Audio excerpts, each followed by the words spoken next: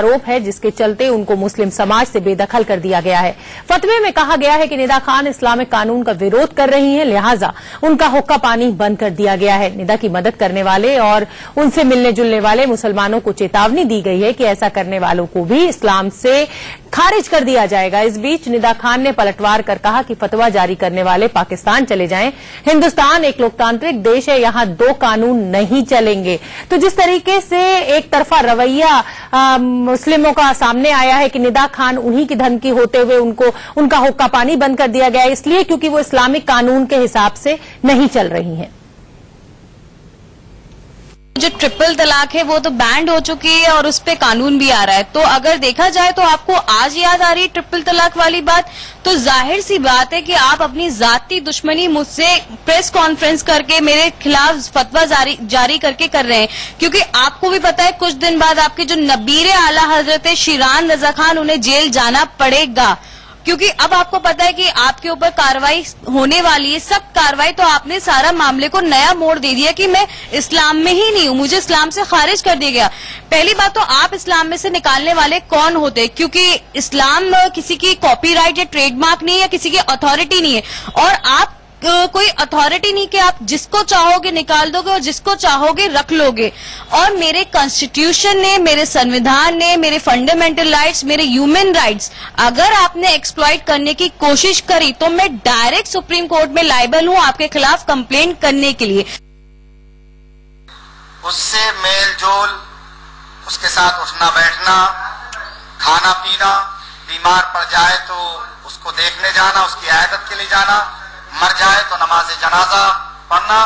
तमाम आमतुल मुस्लिमीन के लिए हुक्म हुआ है कि बिल्कुल उसका शरई बायकाट करे,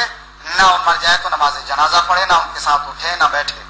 मुकम्मल तौर पर उसका शरई बायकाट करे। अगर वो एलानिया तौबा नहीं करती है तो, और अगर वो एलानिया तौबा करती है, तजदीद ईमान करती है, तो फिर जैसे पहले थी वैसी हो। आज हमारी बहन है, कल भी हमारी बहन है।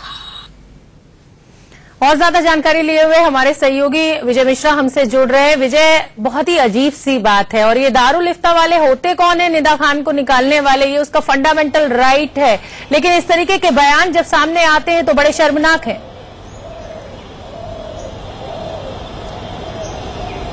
बिल्कुल सही कहा शोभना आपने, लेकिन सबसे खास बात यह है कि इस पूरे मसले को लेकर के आप देख सकते हैं कि यहाँ पर पर्सनल लेवल पे अपनी दुश्मनी निकालने की कोशिश की जा रही है, क्योंकि यहाँ पे जिस तरह की जानकारी मुझे मिली है कि जब इनका तलाक हुआ था, जिससे इनका तलाक हुआ था, उनके सगे भाई हैं जिन्होंने इस तरह की पूरी शरीयत की बात करते हुए ये बातें कही हैं कि इन्हें पूरी तरह से इस्लाम से बाहर किया जाता है, इनका हुक्का पानी बंद किया जाता है। लेकिन दूसरी सबसे खास बात यह है कि यही कारण है जिसकी वजह से इस पूरे कानून को लेकर के काफी ज्यादा विरोध है। महिलाएं काफी ज्यादा विरोध कर रही हैं, पुरुषों का विरोध उतना सामने नहीं आ रहा है। और हाल ही में जब इस रविवार को मुस्लिम पर्सनल लॉ बोर्ड की बैठक हुई थी यहां पर दिल्ली में, तो वहां पर इन सब चीजों को लेकर के समर्थन भी किया गया। बड़ा आश्चर्यजनक है कि जिस देश में इस पूरे मामले को लेकर के कानून बनता है, उसमें इस तरह की चीजें भी सामने आती हैं कि आप समर्थन भी कर सकते हैं। हालांकि इस पूरे मसले को लेकर के निदा खान ने बिल्कुल साफ कर दिया है कि अगर उन्हें ज्यादा परेशान किया जाता है और इस तरह की चीजें उनके ऊपर थोपी जाती हैं तो वो सुप्रीम कोर्ट का भी रुख कर सकती हैं। लेकिन इन सबके ऊपर सबसे बड़ी खास बात यह है शोभना कि अभी भी